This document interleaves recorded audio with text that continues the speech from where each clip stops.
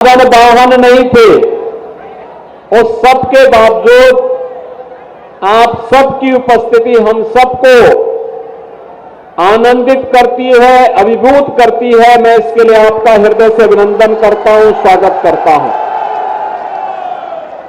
बहनों और भाइयों, मुझे देर इसीलिए हुई, मैं सोच रहा था कि एटा में तो कल लोकसभा का चुनाव हुआ है और अगल बगल चुनाव था, तो स्वाभाविक रूप से आपकी भी व्यस्तता रही होगी, साधन लगे होंगे, वाहन चुनाव में लगे होंगे, तो हमारी चुनावी सभा में कौन और कैसे आएगा। लेकिन मुझे अभी यहां पर बताया गया है, श्री सत्यपाल सिंह राठौर जी के द्वारा बताया गया कि लोग अपने साधन से, अपने वाहन से, किसी प्रकार से ट्रॉली ट्रैक्टर से बैठ करके और लंबी दूरी तय करके यहां पर आए हैं। ये लोकतंत्र के प्रति आप सबकी आस्था को तो व्यक्त करता ही है, लेकिन साथ साथ देश के अंदर जो चल रहा है ना वर्तमान में, पूरा चुनाव आज राम भक्तों के बीच में और राम द्रोहियों के बीच में बढ़ करके रह गया है। एक तरफ राम भक्त है जो कहते हैं हम भारत की सुरक्षा के लिए, भारत के सम्मान के लिए, गांव, गरीब, किसान, नौजवान, महिलाओं के उत्थान के लिए, गरीब कल्याण के लिए कार्य करेंगे, और दूसरी तरफ रामद्रोही है, कहते हैं हमारी राम में आस्था नहीं, राम मंदिर बेकार बन गया, यही बोल रहे हैं। और जब इनको सत्ता में आने का अवसर प्राप्त होता है तो बहनों और भाइयों, ये हर जगह डकैती डालने में बड़े माहिर होते हैं, और इसीलिए ये रामद्रोही बातों से नहीं मानते हैं, और इसीलिए हमने इसके लिए एक नया आविष्कार किया है, और वह आविष्कार आपके सामने खड़ा है।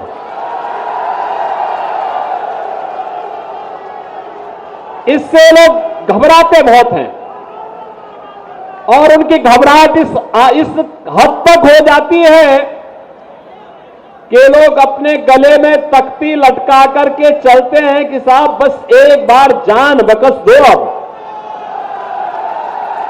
आप सोचो, जो लोग सत्ता में आने पर किसानों को, व्यापारियों को, बेटियों को, नौजवानों के जीवन के साथ खिलवाड़ करते थे, उनकी सुरक्षा के लिए खतरे बने हुए थे, आज उनकी हालत देखते होंगे।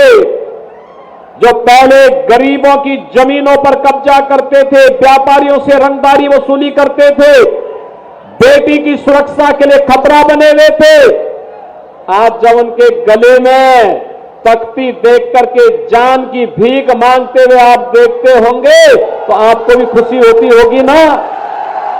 होती है कि नहीं होती है? और बहनों और भाइयों, ये सुरक्षा की गारंटी केवल भाजपा दे सकती है। भाजपा, ये भाजपा दे सकती है। कांग्रेस और समाजवादी पार्टी का गठबंधन सुरक्षा पर सेंध लगाने वाला गठबंधन है। हर व्यक्ति की जेब को में डकैती डालने वाला गठबंधन है। देश के अंदर आतंकवाद और नक्सलवाद को भड़काने वाला गठबंधन है। यह गठबंधन तो राम मंदिर का विरोध करने वाला गठबंधन है। बहनों और भाइयों, प्रोफेसर राम गोपाल यादव को राम मंदिर कैसे अच्छा लग पाएगा, क्योंकि ये लोग तो आतंकवादियों को छुड़ाते हैं जेल से। देखा होगा आपने समाजवादी पार्टी की सरकार के समय, जिन आतंकवादियों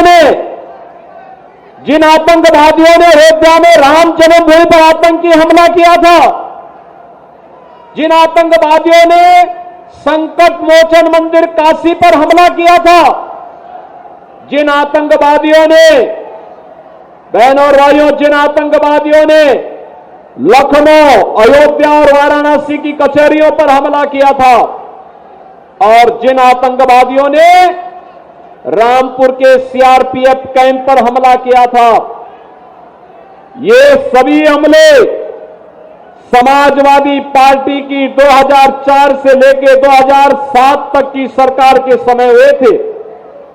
और बहनों और भाइयों, जब यही सरकार फिर से 12 में आती है, तो तत्कालीन मुख्यमंत्री ने सबसे पहले अगर कोई आदेश किया तो आदेश किया था आतंकवादियों के मुकदमों को वापस लेने का।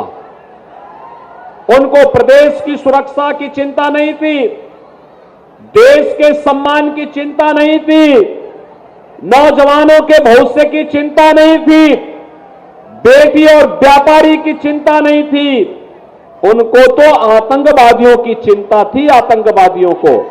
बहनों और भाइयों, ये देश की सुरक्षा पर सेंध लगाने वाले लोगों को क्या देश के अंदर शासन करने का अधिकार होना चाहिए क्या? क्या इन्हें सत्ता में आने का अधिकार होना चाहिए क्या? भारत के अंदर जो राम का विरोध करे, राम मंदिर का विरोध करे, बहनों और भाइयों, उन्हें वोट देने का तो पाप लगेगा ही लगेगा, लेकिन कोई व्यक्ति उन्हें वोट देता भी है तो बहनों और भाइयों, वो अपना इस लोक को तो खराब कर ही रहा है, परलोक को भी खराब कर देगा। और इसीलिए कल जब चुनाव के 3, ये जो सेफई परिवार चुनाव लड़ रहा है ना, 3 सीटों के परिणाम तो कल ही आ गए हैं। तीनों में वे हारेंगे, और 13 को कन्नौज का नंबर भी आने वाला है, और फिर उसके बाद 25 को आजमगढ़ का नंबर भी आ जाएगा। ये सब कमल का फूल सब जगह खिलने वाला है,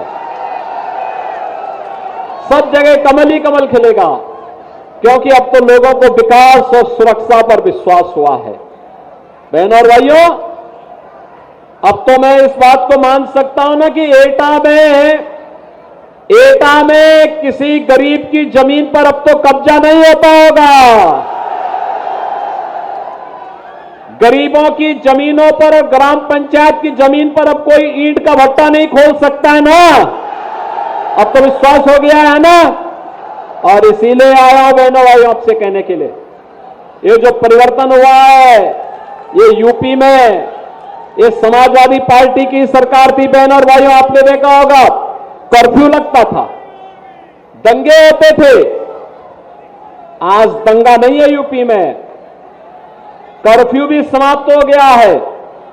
अब तो आपने देखा होगा जो समाजवादी पार्टी और कांग्रेस के लोग पहले कावड़ यात्रा को रोकते थे, हमने कावड़ यात्रा को धूम धड़ाके के साथ चलाने की अनुमति दे दी है। और यह भी कहा है कि कावड़ यात्रा चलेगी ही नहीं, बल्कि उसमें पुष्प वर्षा भी हेलीकॉप्टर से होना चाहिए। बहनों और भाइयों, आज मैं इसीलिए जब आपके यहां आया तो मैं उसी हेलीकॉप्टर को लेकर आया जो आप पे पुष्प वर्षा करता है कावड़ यात्रा में। और मैं आपसे ये कहने के लिए आया हूं, आज विरासत भी है और विकास भी है। अयोध्या में राम मंदिर का निर्माण हो, सोरो धाम का पुनरुद्धार हो, संकिसा के बारे में किया जाने वाला विकास का कार्य हो, या काशी विश्वनाथ धाम का निर्माण, या मां विंध्यवासिनी धाम, या सुख तीर्थ या नैमिष तीर्थ के विकास का कार्य, ये विकास के कार्य विरासत को सम्मान देने का कार्य है। क्योंकि मोदी जी ने कहा है गुलामी के अंशों को समाप्त करेंगे और विरासत का सम्मान करेंगे। ये विरासत यही है कि हम अपने धामों को, अपने तीर्थों को, अपने आराध्य देवों के पवित्र स्थलों को अपने महापुरुषों से जुड़े हुए स्थलों का पुनरुद्धार करेंगे, उनका सुंदरीकरण करेंगे। और विकास वही है जो हाईवे के रूप में, रेलवे के रूप में, मेट्रो के रूप में, one district one medical college के रूप में, IIT, IIM, AIIMS, NIT, triple IT या वर्ल्ड क्लास यूनिवर्सिटी के रूप में, हर घर नल की योजना के रूप में जो आपको प्राप्त हो रहा है, ये विकास है। विकास के बारे में अभी मुकेश राजपूत भी बोल रहे थे और सत्यपाल सिंह राठौर भी कह रहे थे कि हमें 4 लेन से जुड़ना है। हमने कहा आपका काम हो गया, चिंता मत करिए, सब काम तो धड़ल्ले से होते हैं, इसकी चिंता नहीं करनी है। चिंता जनता जनार्दन की चिंता जनप्रतिनिधि करे और सुरक्षा और विकास की चिंता हम लोग लखनऊ और दिल्ली में बैठ करके कर लेंगे। बहनों और भाइयों, आज जो परिवर्तन हम सबको देखने को मिल रहा है यूपी में या देश में, ये केवल और केवल मोदी जी के यशस्वी नेतृत्व के कारण हुआ है। प्रधानमंत्री मोदी जी का यशस्वी नेतृत्व, कश्मीर से लेके कन्याकुमारी तक, अटक से लेके कटक तक, ये जो पूरा भारत है आज, बहनों और भाइयों, इस पूरे भारत के अंदर आज जो बदली हुई तस्वीर दिखाई दे रही है, इस तस्वीर के नेतृत्व करता है मोदी जी, प्रधानमंत्री मोदी जी। दुनिया के अंदर भारत का सम्मान बढ़ा रहे हैं, देश की सीमाओं को सुरक्षित कर रहे हैं, आतंकवाद और नक्सलवाद का खात्मा कर रहे हैं, नौजवानों के लिए मिशन रोजगार के माध्यम से नौकरी प्रदान कर रहे हैं और गरीब कल्याणकारी योजनाओं की तो कोई गिनती ही नहीं। आप सोचो, अरे शर्म आनी चाहिए राम का विरोध करने वालों को, इनको पूछना चाहिए भगवान राम का समय, राम राज्य का समय है और यहां पर समाजवादी पार्टी के प्रत्याशी वोट जिहाद की बात करते हैं। आप सोचो, भारत क्या शरीयत और जिहाद से चलेगा क्या? भारत को तो हमें संविधान से चलाना है। बाबा साहब भीमराव अंबेडकर के संविधान से भारत चलेगा। बाबा साहब भीमराव अंबेडकर के संविधान के माध्यम से भारत की एकता और अखंडता के लिए, विरासत और विकास के कार्यों को एक बढ़ाने के लिए, उनके समय में गरीब भूखा मरता था, आज 80 करोड़ लोग फ्री में राशन की सुविधा का लाभ प्राप्त कर रहे हैं कि नहीं कर रहे हैं? उनके समय में स्वास्थ्य सुविधा के अभाव में लोग मरते थे, दम तोड़ते थे। और बहनों और भाइयों, आज 60 करोड़ लोगों को 5 लाख रुपए की आयुष्मान भारत की सुविधा प्राप्त हो रही है। 5 लाख रुपया हर साल। और हमने यूपी में एक व्यवस्था और कर रखी है, अगर कोई व्यक्ति बीमार होता है, आयुष्मान का कार्ड नहीं है, पैसा नहीं है, तो हम लोग कहते हैं वो कोई विधायक, कोई सांसद, कोई पूर्व विधायक, कोई भाजपा का जिलाध्यक्ष, कोई पूर्व सांसद या फिर पीड़ित स्वयं भी हमें पत्र लिख देता है कि बीमार हैं, उपचार नहीं करा पा रहे हैं, तो हम कहते हैं चिंता मत करो, हम आपके अकाउंट में पैसा भेज रहे हैं। सीधे उसके अकाउंट में पैसा भेज के कहते हैं जाओ अपना उपचार कराओ। बहनों और भाइयों, किसी अपने प्रदेश के नागरिक के साथ उसके सुख दुख में सहभागी बनना, ये तो हमारे जीवन का ध्येय है और ये हम मानते हैं कि हमारा सौभाग्य है कि हमें उसकी सेवा करने का अवसर प्राप्त हुआ है, क्योंकि उसका एक ऋण है हम पर कि उसने इस सरकार को बनाने में अपना आशीर्वाद दिया है, तो वह ऋण चुकता करने का काम उसके अकाउंट में पैसा भेज करके हम करते हैं कि नहीं आप अपना उपचार कराइए, चिंता सरकार करेगी। बहनों और भाइयों, इस समाजवादी पार्टी की सरकार के समय एक गरीबों के लिए जितना पैसा आता था, ये जितने महाभारत के रिश्ते इनके परिवार में है, कोई काका है, कोई भतीजा है, कोई और भी मामा है, कोई कुछ और भी है, तमाम रिश्ते हैं, सभी जो रिश्ते इसमें चुनाव भी लड़ रहे हैं, ये सभी हड़प जाते थे। नौकरी आती थी कोई चाचा कहीं निकल रहा है, कोई भतीजा कहीं झोला लेके निकल रहा है और नौजवानों की नौकरी को ही हड़प जाते थे। और तो बहनों और भाइयों, जनता जनार्दन ने 2014 में मोदी जी को चुना और 2017 में मोदी जी के आह्वान पर उत्तर प्रदेश के अंदर भारतीय जनता पार्टी की सरकार लेकर के आए। और आज हम लोगों ने संकल्प लिया कि नौजवान की नौकरी पे सेंध लगाने वाला जेल जाएगा और उसकी संपत्ति को हम लोग वापस लेकर के उसको गरीबों में बांटने का काम करेंगे। इस समाजवादी पार्टी की पीड़ा क्या है बहनों और भाइयों? इसकी पीड़ा, सबसे ज्यादा पीड़ा इनकी तो यह है कि जो इनके गले के हार थे उन माफियाओं के खिलाफ कार्रवाई क्यों हो रही है?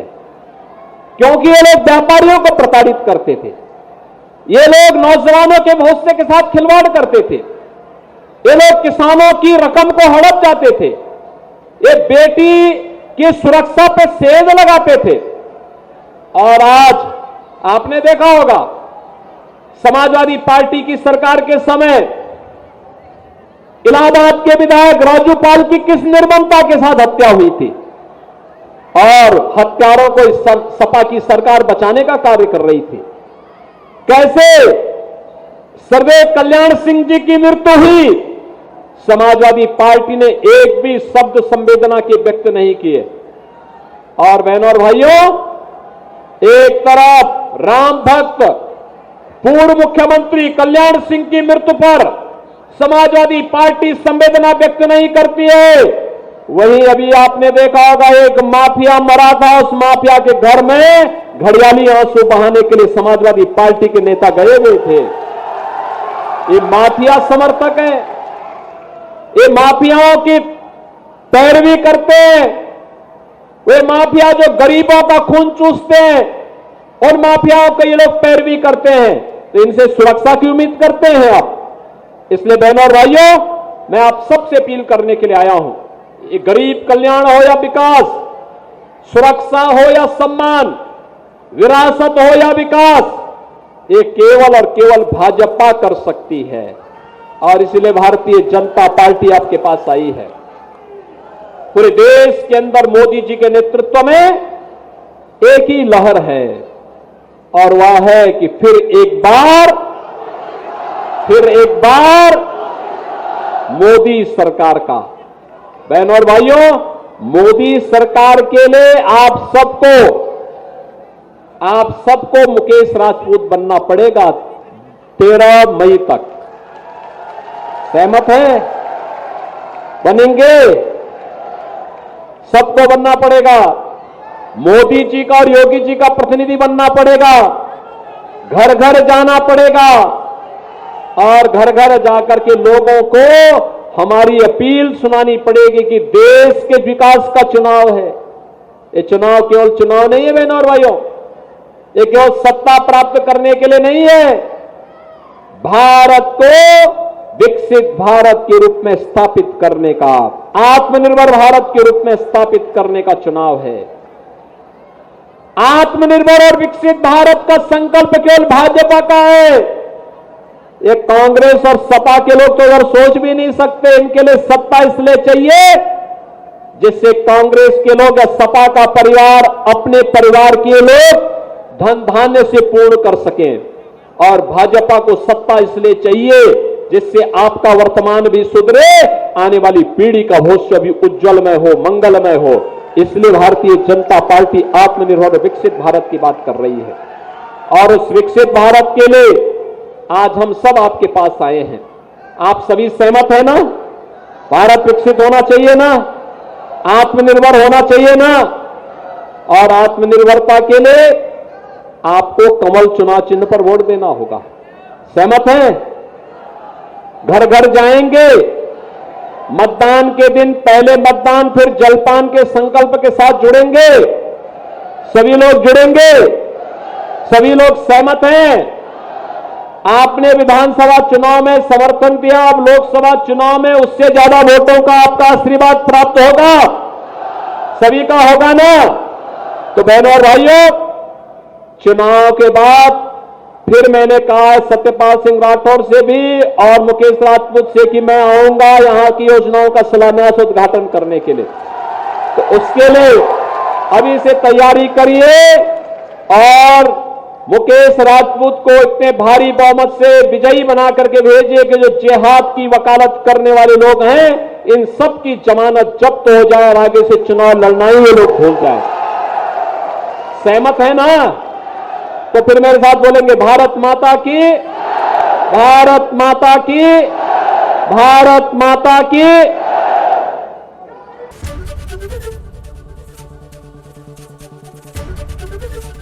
एबीपी गंगा, खबर आपकी, जुबान आपकी।